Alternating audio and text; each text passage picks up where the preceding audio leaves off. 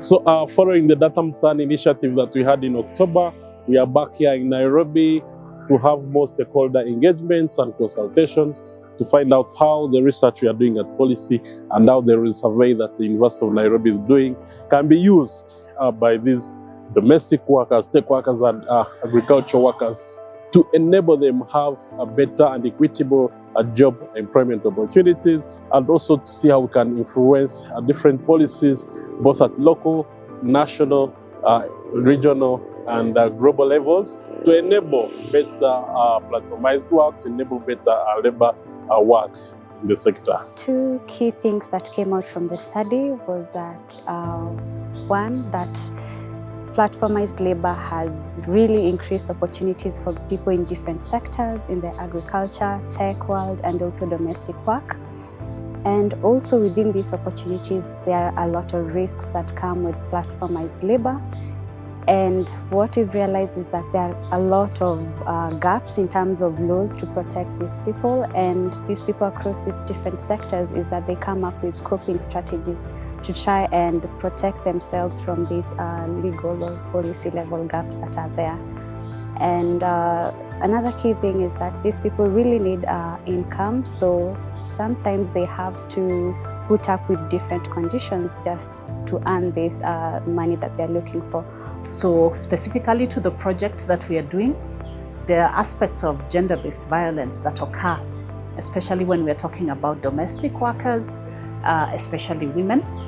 When they go to work in various places, they sometimes become objects of domestic abuse, sexual-based violence in their workplaces.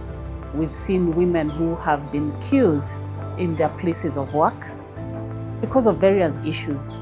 And so the risk they face even as they go to work for people who they don't know, it's an aspect of trust, but not everyone can be trusted. So the risks are quite high. And given their vulnerabilities, then they're more exposed to issues. One thing that is certainly coming out already from the data that we've collected is we are seeing that the digitalization, the digital platforms, of course, transform all forms of work. But there is something particular, there is something special about how they transform the domestic work specifically. The domestic work that relies so much on trust, both trust from the employers towards the workers, letting them into their home, but also the workers being able to trust their client because they're going into a space that is owned by that client. Of course, it's the care that's behind this work that has traditionally meant that this kind of work has relied on building relationships filled with trust. And we're seeing that digitalization is leading to an erosion of that trust, to a change in those relationships. And we're very interested in investigating that further. And then a second theme that we're definitely seeing very strongly, and that's for the domestic workers and other types of workers, technology workers, the gig workers that take a short-term assignment from technology, is the time poverty and the depletion that comes with that, the exhaustion, the physical, emotional, mental exhaustion that working on and through digital platforms brings. That is, it's not completely separate or different from the exhaustion people working outside of the platforms feel, but there is some specificity to the digital aspect of it. What fascinates me is really the dynamic of how work is actually changing. And there is this thing in development studies which basically says, well, you have to get a job.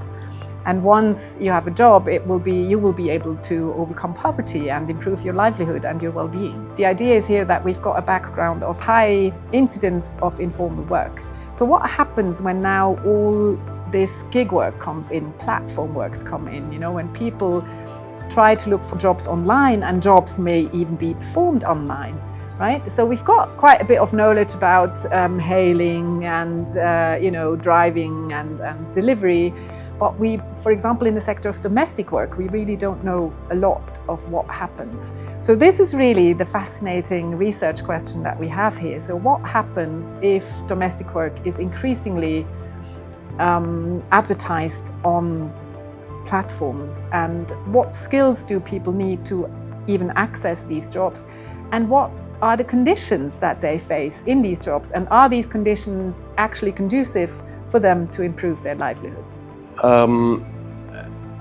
I think this project is special because it's happening in the digital space, and we all start to become familiar with these new spaces and still don't understand the social rules in them. And I think this particular project here in Kenya gives us a very new perspective on these kind of interactions and challenges and how to overcome them. From a communications perspective, this project looks into how domestic, agricultural and tech workers navigate and interact with digital platforms. And our role in communications is to be able to bring these stories to life so that when people talk about innovation and technology, they also get to learn about the risks that these workers face, the different protections they need, and also the different challenges that they face. And I think the role for us is to be able to turn this research into insights and stories that will be able to influence policy and also create lasting change.